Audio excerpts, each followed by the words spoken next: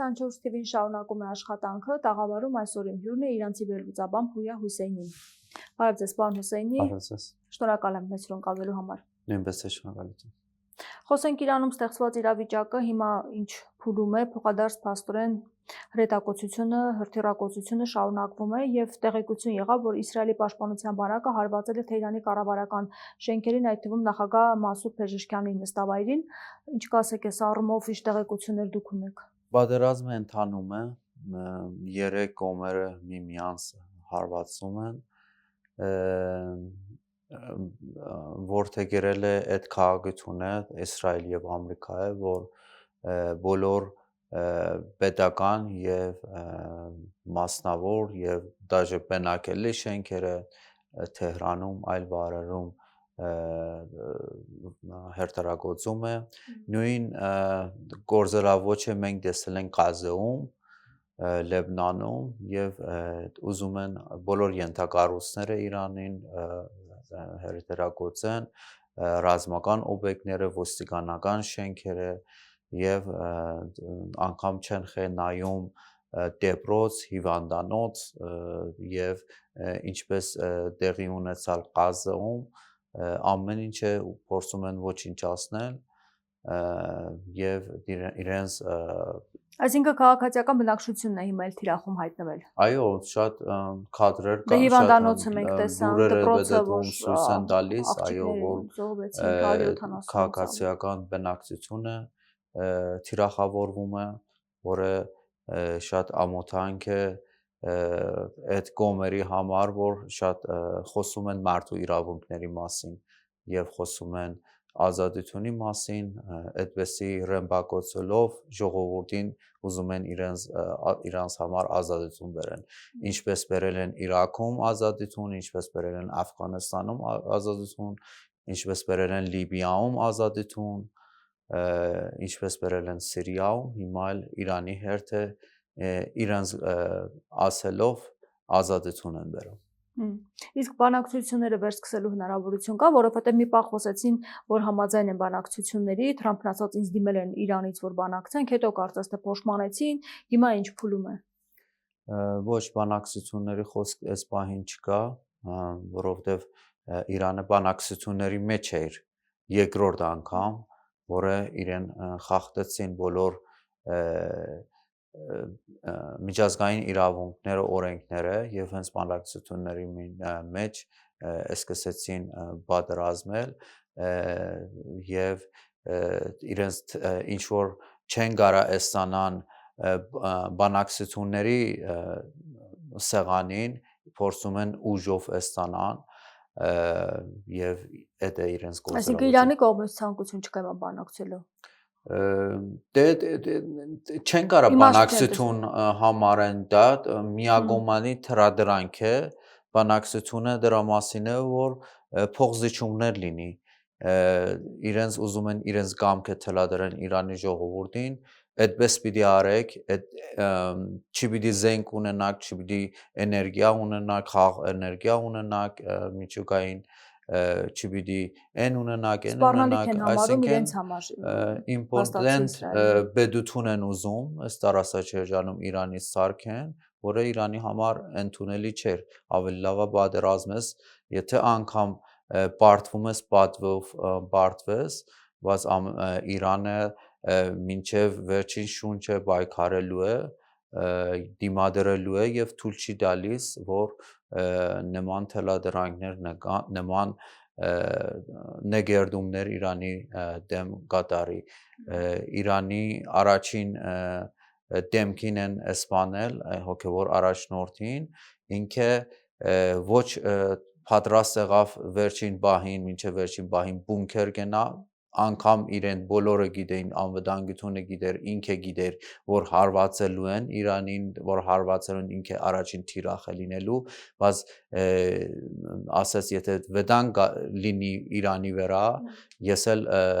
չպիտի տարբերվեմ հասարակ ժողովրդից, եւ հրաժարվեց բունկեր գնա, հրաժարվեց փախչի ուրիշ ղեկավարների նման, ուրիշ երկիրների ղեկավարների նման, չի մինչև վերջին պահին չի հանձնվեց, մինչև վերջին պահին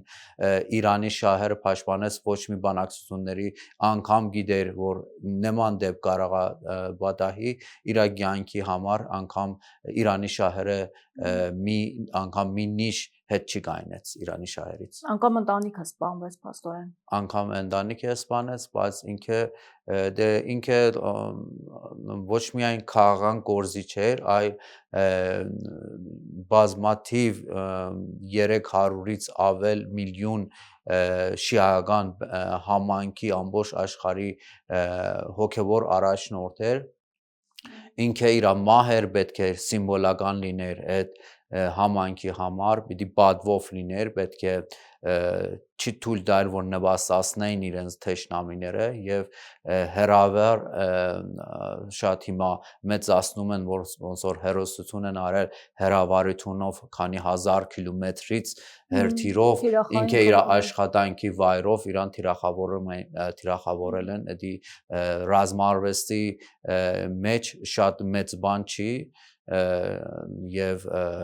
իրենց ներկայացնում են շատ դենս հոլիվուդային սցենարներ, որ կարողացել են Իրանի հոգևոր առաջնորդին սպանեն, բայց նման բան չի եղել, շատ հեշտ եղել եւ ինքը շատ պատվով մինչև վերջին շունչը Իրանի շահերը Կարմիր գիծը Իրանի շահերի հետևում կայնացել։ Իսկ անսպասելի էր կարծում եք Ամերիկայի Միացյալ Նահանգների համար կամ Իսրայելի համար, որ այդքան արագ փոփոխություն կլինի եւ մեկ ուրիշը կնշանակվի հոգևոր առաջնորդ։ Եվ առասարակ նրան սպանելով ինչ փոփոխություններ եղան։ Բացի այն, որ կադրերը փոխվեցին, հասկանալի ընդհանուր առմամբ։ Գիտեք, Միացյալ Նահանգների նախագահը ոչ մի պատկերացում չունի, ճիշտ պատկերացում չունի Իրանի ժողովրդից, պատկերացում չունի այդ շիայական համայնքից, պատկերացում չունի շատ սխալ ինֆորմացիաներ են, խորհրդակցություններ են իրան հասնում, ինքը մտածում էր, որ թիրախավորելով հոգևոր առաջնորդին ամեն ինչ վերջ կլինի եւ Իրանը ձեռքերը հանձնված կասի ձեր թրադարանքները ընդունում եմ, հենց առաջին պահին Իրանը ցույց տվեց ռազմական ուժերը ցույց տվեցին անգամ գելխադերով ամբողջ ռազմական վերնախավին, Իրանը ցույց տվեց ոչ մի պատերազմի դաշտին խոճապ չենկավ եւ շատ ինտենսիվ արագորեն պատասխան տվեց նախնական փնաները, որ մեշակել էին նման դեպքերի համար, իրեն սկսեցին հակահարված տալ, որ ինչպես Իրանի հոգևոր առաջնորդը ասել էր, որ այս պատերազմը լինելու է տարածաշրջանային պատերազմ, բոլոր այդ երկիրները, որ ներգրաված են այդ պատերազմի մեջ, որ դարաշք են դրամադրել Միացյալ Նահանգներին, որպես Իրանին հարվածեն, իրանական օրինական թիրախ դարձավ։ Իդեպ դա եւս անսպասելի է նրանց կողմից։ Այո, Թրամփը ասել էր, ես չէի սպասում, որ Իրանը դենց բոլոր արաբական պետություններին հարվածելու է եւ հետաքրքիր այն է, որ այս արաբական պետությունները հույս ունեին, որ Ամերիկայի իրենց անվտանգությունը պահպանում է, իր Միացյալ Նահանգները իրենց անվտանգությունը մատաղ սարքեց Իսրայելի համար եւ հիմա էլ բոլոր հոբ համակարգները, պաշտպանական համակարգները ավելի շատ Միացյալ Նահանգները ուժեղացրել է Իսրայելի, կենտրոնացել է Իսրայելի վրա, ավելի շատ Իսրայելին է պաշտպանում եւ անպաշտպան թողել է այդ բոլոր այդ արաբական պետությունները, մենք տեսնում ենք իրանական ամենահասարակ անօթաչու սարքերը, շահեդը Դուբայի օդի վրա կամ Կատարում կամ Բահրեյնում հանգիստ շարժվում է, թիրախներին գտնում է եւ անփաշտպան է մնացել, ովքեր որ հույս ունեն, որ Միացյալ Նահանգները իրանց փաշտպանելու է։ Իրեպ Իրանի ներսում անընդհատ խոսում էր այն մասին, որ պառակտվածություն կա հոգևոր իշխանության եւ քաղաքական իշխանության միջև եւ ըստ էության Արևմուտքը փորձում էր այդ պառակտման վրա խաղալ։ Արդյոք այդ պառակտումը խորացել է կամ կա առհասարակ այնպիսի տարաձայնություններ, որ կարող է այս ամեն ինչը նպաստել իշխանափոխության։ Իշխանափոխության պառակտումները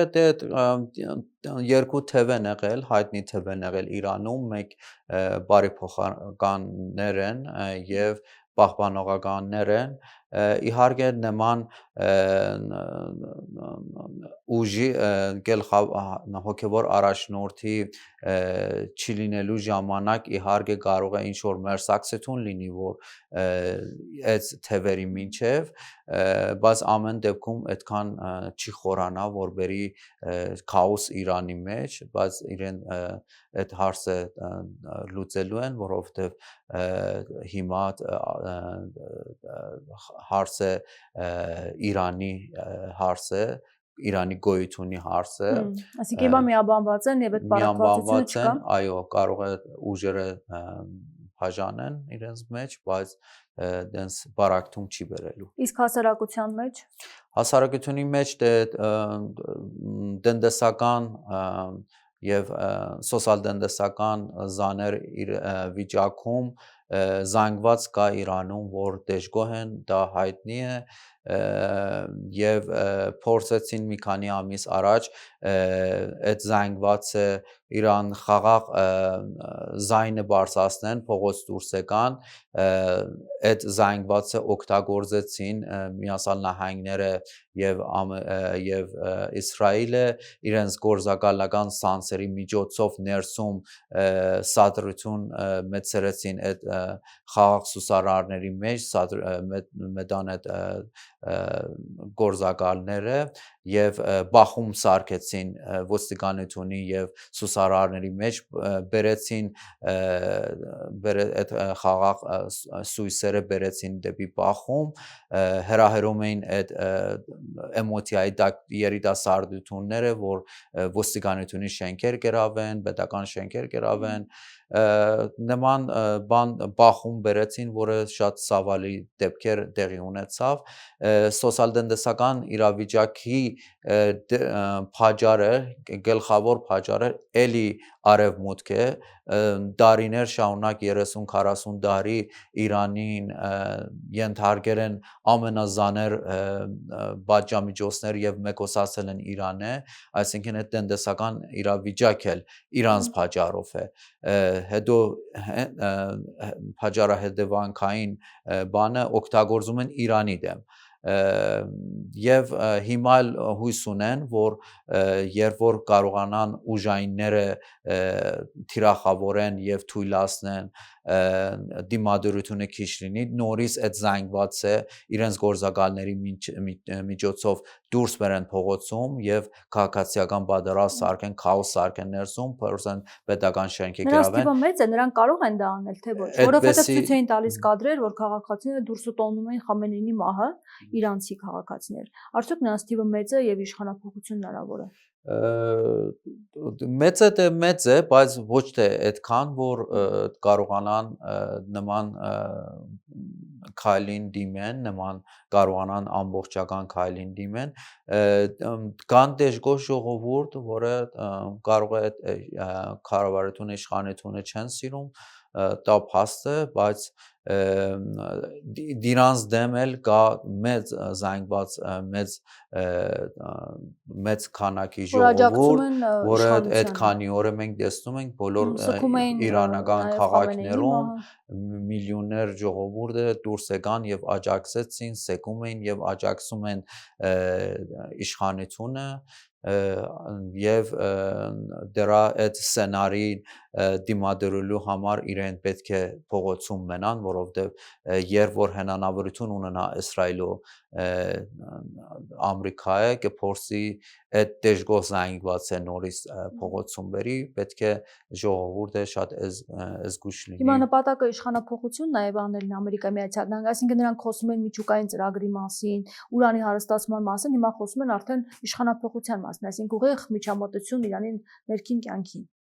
Եւ վերջնանպատակը, որն է, ասում եք, մի պետություն, որ իրենց ոչինչ չի ներկայացնում։ Իրենց փորձում են ճնշման միջոցով էժան ձևով կարողանան հասնել իրենց նպատակին, միջուկային ծրագիրը իրանց հիմնական նպատակ էր, հերթիրային ծրագիրը իրենց գլխավոր նպատակներ էին, բայց երբ որ տեսան, որ այդ իշխանությունի ժամանակում չեն կարող այդ նպատակներին հասնեն եւ շատ ուժեղ դիմադրում են վարչակազմը իրենց դեմ, իրենց օրակարգը փոխեցին եւ ասացին պետք է իշխանափոխություն լինի Իրանում եւ իրենց բերած մարդուն, իրենց մարդուն։ Երեք տեխնազուի մասն է խոսում Ինչպես որ Սիրիայում են արել, ինչպես որ Վենեսուելայում են անում, նման սցենարը փորձում են Իրանում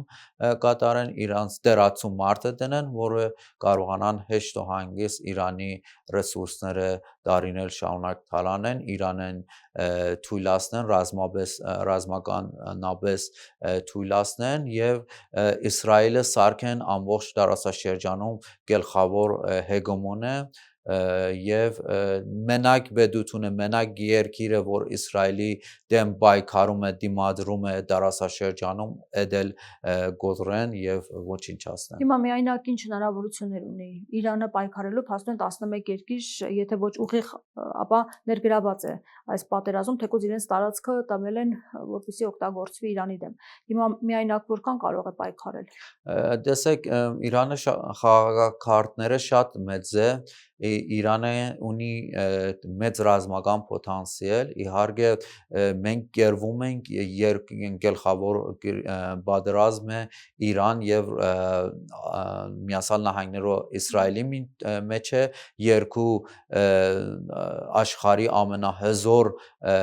բանակ ունեցող երկիրներ, միջուկային երկիրներ են եւ Իրանը նման ուժի հարաբերությունի դեմ է պայքարում, նաեւ ՆԱԹՕ-ի հետախուզական կամ լոջեստիկ հնարավորությունը ամբողջ տարածաշրջանում իրենց օգնում է, նաեւ արաբական պետությունների ռազմական օբյեկտները իրանց դրամատրությունի տակ է, այդ ուժի հարաբերությունում Իրանը բոլոր այդ ռազմական օբյեկտները թիրախավորում են, նաև Իրան բազի ռազմական օբյեկտները արդեն հասել է տնտեսական պատերազմին, մյուս փուլին հասել է, փակել է Հորմոզի նեղուցը, թույլ չի տալիս նավթային նավերը անցեն, 30-ից 40% աշխարհի նավթը այդ նեղուցից է անցնում, եւ նաեւ Իրանը ասել է, որ մյուս եթե փորձեն գործողություններ անեն այդ արաբական պետությունները միանան եւ անմիջապես ներգրավություն ունենան պատերազմի մեջ, այն ժամանակ է որ Իրանը արդեն բոլոր իրենց տնտեսական շահերը, նավթամուղները եւ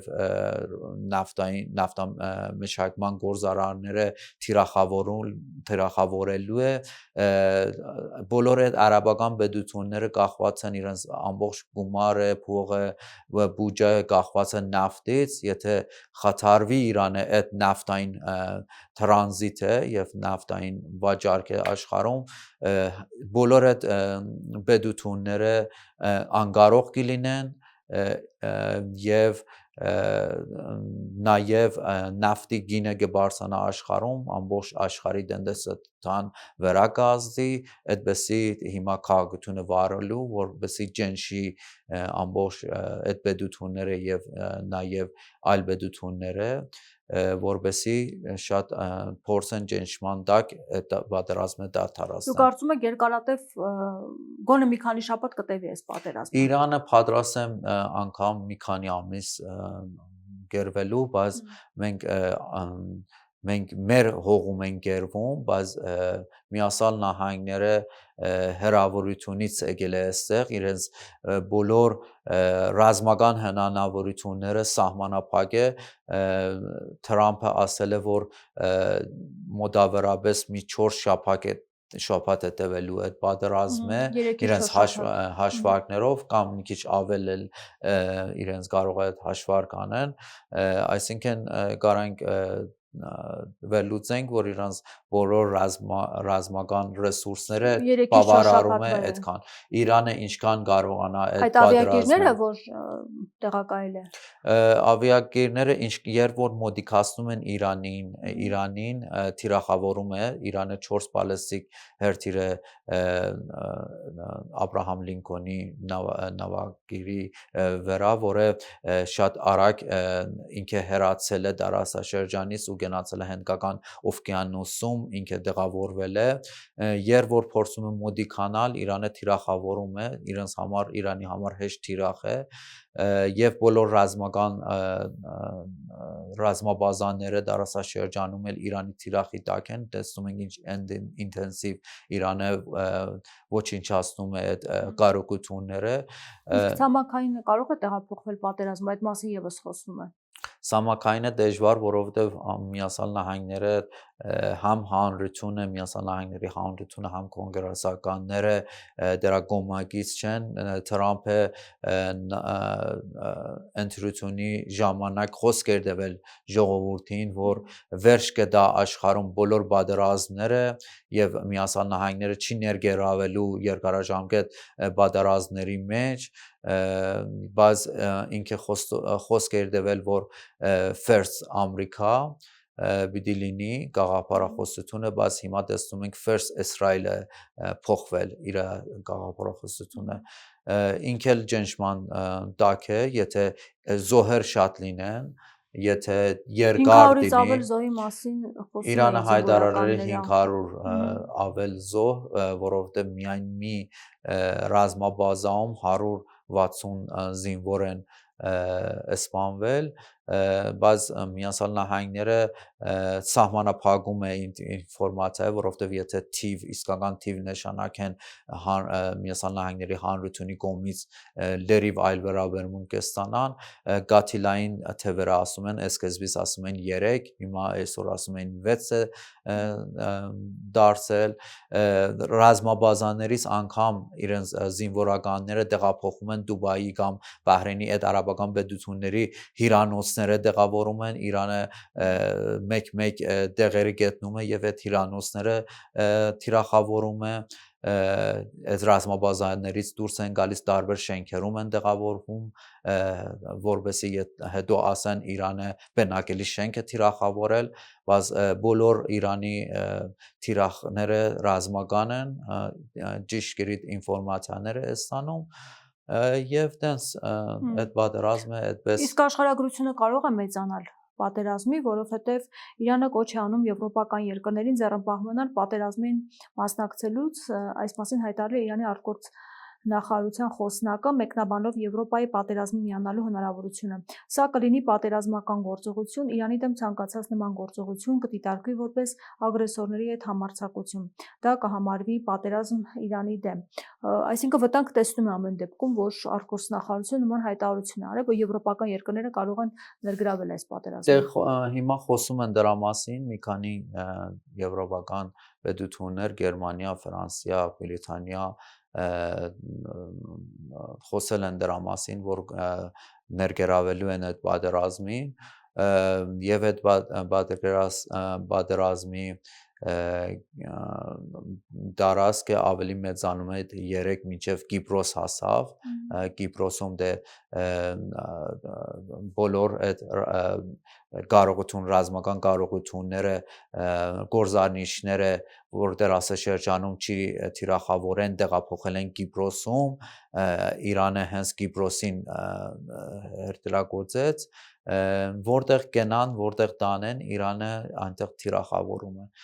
դա գոյությունի լինել չի լինելու պատերազմ է եւ պետք է այդ երկիրները որ եթե ուզում են խաղաղ ապրեն, եթե չեն ուզում վերածվի այդ ամեն ինչը համաշխարհային պատերազմ, պիտի ամեն ինչ անեն, ջնջեն Միացյալ Նահանգները եւ Իսրայելը, որ զես պահեն իրենց այդ գործողություններից, այդ ագրեսիայից։ Իսկ Թուրքիայի եւ Ադրբեջանի պահվածքը ինչպես կմեկնաբանենք։ Թուրքիայի այս փուլում ընդհանրապես Թուրքիայի չի ուզում ուժեղ Իրան, միշտ թույլ Իրան է ուզեցել, որովհետեւ ինքը ավելի գլխավոր դեր խաղա մերձավոր արևելքից մինչև հարավային Կովկաս, մինչև Միջին Ասիա, ամենամեծ տարածաշրջանում Թուրքիային Իրանն է, մերձակիցը, գլխավոր մերձակիցը, բայց այս փուլում երբ որ այս փուլում ինքը վտանգ է տեսնում, որ Իրանը թույլանա, որ այդ թույլանալու հետևանքով Իսրայելը դառնա գերուժ ամբողջ տարածաշրջանում եւ դրա հետևանքով Թուրքիան թույլանա, դառնա հեգեմոն, թելադրող ամբողջ տարածաշրջանում եւ այն ժամանակ է, որ Թուրքիան չի կարա ուժեղ լինի այս տարածաշրջանում, կդառնա Իսրայելը համար 1 արևմուտքի եւ Ամերիկայի դերակատարը տարածաշրջանում, ոստիկանը տարածաշրջանում եւ Թուրքիան հետեւաբար վնասները գերելու է։ Այս փուլում Թուրքիան չի ուզում Իրանի թույլանալը, Իրան շահերից չի բխում, բայց եթե Թուրքիա թույլ տա Միացյալ Նահանգների ռազմաբազայից կամ ՆԱՏՕ-ի ռազմաբազաներից գործողություն լինի Իրանի դեմ, նույն ձևի Ադրբեջանը եթե թույլ տա Իսրայելը ակտիվություն ցույց տա Ադրբեջանում, բոլոր կողմերը Իրանը խիստ զգուշացել է, որ ոչ մի բարիդերասական հարաբերություններ, հարաբերական հարաբերություններ եւ քաղաքական կոմպոնենտը հաշվի չի առնելու, Իրանի զինված ուժերին հրամանը դերված, որ որտեղ տեսնեն վտանգ սպառնալիք Իրանի տարածքային ամբողջականի դեմ եւ Իրանի դեմ տեղում ոչնչացնեն, այսինքն հիմա այս կոմպոնենտը քաղաքական կոմպոնենտը չի աշխատելու եւ չի կարա ազդել։ Իսկ բնակչության վրա որ ազդեն ադրբեջանալեզու, որոնք Իրանում են ապրում։ Այս պահին չեն կարա ազդեն, որովհետև դա կհամարվի Իրանի համար դավաճանություն եւ բոլորը նույն կերպ թշնամանքի դավաճանական արարք կիրարի Իրանի կողմից եւ որովհետև հիմա ռազմական դերություն է գնում եւ Իրանը կարա այս ովքեր որ դիմակայեն Իրանի իշխանությունի դեմ ինքը թշնամի պես վարվի։ Իսկ շատ են մարդիկ, որ դուրս են եկել Իրանից, տեղափոխվում են, լքում են քաղաքացիներ։ Չէ, այդքան շատ չէ, կարող է քաղաք տեղափոխվեն, բայց Իրանից դուրս այդքան մեծ հոսք չկա, կարող է եթե շատ բարդ իրավիճակում լինի հանդիպենք նման հոսքին, բայց այս պահին շատ եթե ժողովուրդը տեղափոխում են օրինակ Թեհրանից կարող է տեղափոխեն ավելի անվտանգ վայրեր, Իրանը մեծ երկիր է եւ դենց ապահովեն իրենց անվտանգությունը։ Իդեպ Իրանը արգելել է սննդամթերքի եւ գյուղատնտեսական արտադրանքի բոլոր տեսակների արտահանումը, քիչ առաջ նաեւ այդ մասին տեղեկություն եղավ։ Դե սնունդի անվտանգությունը պիտի ներսում պահի, որովհետև հիմա սնունդի ներմուծումը դժվար կլինի, պիտի երկիրը սնունդի անվտանգությունը պահպանի, որովհետև կարող է Իրանը երկարաժամկետ պատերազմի մեջ լինի եւ դա տնտեսապես ժողովրդին թիրախ լինի իրենց ընդանական զամբյուղները, դրա համար սնունդի անվտանգությունի համար այդ քաղաքությունը որդեգրել է։ Իսկ Հայաստանի վրա ինչպես է ազդելու այս ամեն ինչը եւ առասարակ ռեգիոնում ինչ խնդիրների առաջ կարող են կանգնել։ Մինչև այս պահը Իրանի հյուսիսային հարևանները այդ պատերազմը չի ազդել, բայց եթե նման մասշտաբ ինչքան այդ պատերազմի մասշտաբը մեծանա, բեկորները կհասնի հարևան երկրներում, վտանգը այն է, եթե Ադրբեջանը Ադրբեջանում Իսրայելը ակտիվություն ցույց տա, Իրանը կարող է նույն կերպ որ Դուբային է թիրախավորում բոլոր համ ռազմական համ հետախուզական, համ տնտեսական շահերը Իսրայելի եւ Արևմուտքի շահերը թիրախավորի, նաեւ բազի հետախուզական կետերը եթե ակտիվություն ցույց տան եւ գործունեություն անեն Իրանի դեմ, նաեւ սուսակի մեջ ինչպես հիմա նավահանգիստները Դուբայում խփում են նավթամուղները, խփում Արաբիա Սաուդիում Արամկոյի նավթամշակման գործարանը, խոշորը հերթերակոծես նույն ձևի կարա Ադրբեջանի այս նավթամուղները, որը Բաքու Թեֆլիս Ջեյհանի նավթամուղը, որը նավթ է տեղափոխում Իսրայել, նավթ է արտահանում նավթ ու գազը արտահանում Իսրայել, այդ նավթամուղները թիրախ դառնան, տնտեսական շահերը խփի եւ ամեն ինչ հնարավոր է այն ժամանակ է որ կարող է այդ պատերազմի բեկորները հասնի հարավային Կովկաս, անկայունություն լինի հարավային Կովկաս եւ իհարկե եթե անվտանգություն մթնոլորտ լինի բոլոր երկիրները իրենց չափով վնասը կերելու են։ Նաև սահմանային փոփոխության մասով մշտապես Ալի Խամենեին հայտարարությամբ հանդես էր գալիս, որ թույլ չեն տա սահմանների փոփոխություն Ադրբեջանին էր այդ հայտարարությունն անում մեր Սյունիքի մասով։ Հիմա այս մասով դուք վտանգներ տեսնում եք, որ կարող է լինել։ Գիտեք, Իրանի հոգևոր առաջնորդը այդ անձեր, որ այդ քաղաքությունը դերեց Իրանում, որ Հայաստանի տարածքային ամբողջականությունը, գեոպոլիտիկ փոփոխությունը եւ Հայաստանի սահմանները դառնան Իրանի արտաքին քաղաքությունի կարմիր գիծը, այդ սահմանները կարմիր գիծը հենց Իրանի հոգևոր առաջնորդը դրեց ու մինչև կար քաղաքությունը պաշտպանում էր Իրանը անգամ զորավարժություններ էր անում եւ ռազմական գործիչներ էին ասում ռազմական մեսեջ էին տալիս որ այդ կարմիր գծերը գլխավոր հրամանատարը գերագույն գլխավոր հրամանատարը սահմանել է որ ռազմական ուժերը պիտի պահպանեն հիմա էլ այդ ռազմական երեք Իրանի դեսպան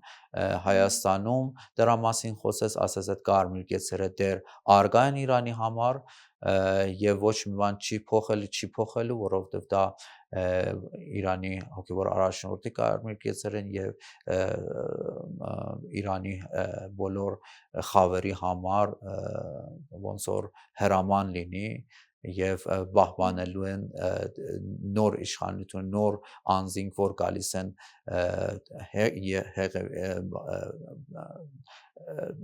ռաղավարությունի աթոռը վերցնեն Դուք ռեգիոնի փոփոխությունները կամ վտանգները տեսնում եք, եթե Ադրբեջանը միջամտի մասնակից դառնա, այսինքն այս գործընթացներում, թե առհասարակ տեսնում եք, որ վտանգներ կան, եթե իսկապես հաջողվեն Իրանում անել այն, ինչ ծրագրավորված է, իշխանափոխություն։ Այդ երկու վտանգը կա, մեկ եթե Իսրայելը Ադրբեջանում ակտիվություն ցույց տա, երկրորդը զեր ասած, եթե Իրանը շատ թույլանա եւ քաոս լինի Իրանում եւ կենտրոնական ուժի փակասություն լինի, վակյուում լինի, ուժային բան լինի, այնտեղ հնարավոր է այդ ոսկի ժամը Ադրբեջանը Թուրքիայի օգտագործեն իրենց նկերտումները իրականացնեն մենք պատմությունի մեջ տեսել ենք նման գործերավոճ Թուրքիայի կողմից Ադրբեջանի կողմից հենց քանի տարի առաջ եւ 1-2 տարի առաջ Սիրիայում նման բան արեցին երբ որ բայնավորվածություն ունեին Ռուսաստան, Թուրքիա, Ռուսաստան եւ Իրանը երակոմ համաձայնություններ ունեին որ Սիրիայում միայն մի փոքր դարած դրամատեր են թուրքամետ ուժերին եւ այնտեղ մնան, երբ որ Իրան եւ Իրանամետ ուժերը դիմադրողական ուժերը սպաղված էր Իսրայելի հետ պատերազմում, Իրանի մեջքին խփեց եւ այդ ոսկի ժամանակը օգտագործեց Ասադի թուրքամետ ուժերով Ասադի կառավարությունը տապալեց եւ ամբողջ Սուրիայի վերցեց նմանատիպ մենք չի պիտի դաս քաղենք այդ պատմություններին եթե Իրանը թույլանա եւ իրեն հնանավորություն ունենան ոչ մի խաղաղություն համաձայնագիր եւ պայմանավորվածությունը միջազգային օրենքները չեն հարգում մի կողմ են դնելու եւ ուժ են գիրառելու դրա մասին Ալիովը բարձրազայն ասում է աշխարհում չի գործում միջազգային օրենքներ, բայց միայն գործում է ուժի օրենքը եւ այդ անձինքի, այդ մարդկանց, այդ գաղափարախոսությունը եւ քաղաքությունը։ Շնորհակալ եմ զրույցի համար։ Նույնպես է շնորհակալություն։ Զրուցում է իրանցի քաղաքական վերլուծաբան Փույա Հուսեյնիի հետ։ Շարունակեք մեզ հետևել, կհանդիպենք։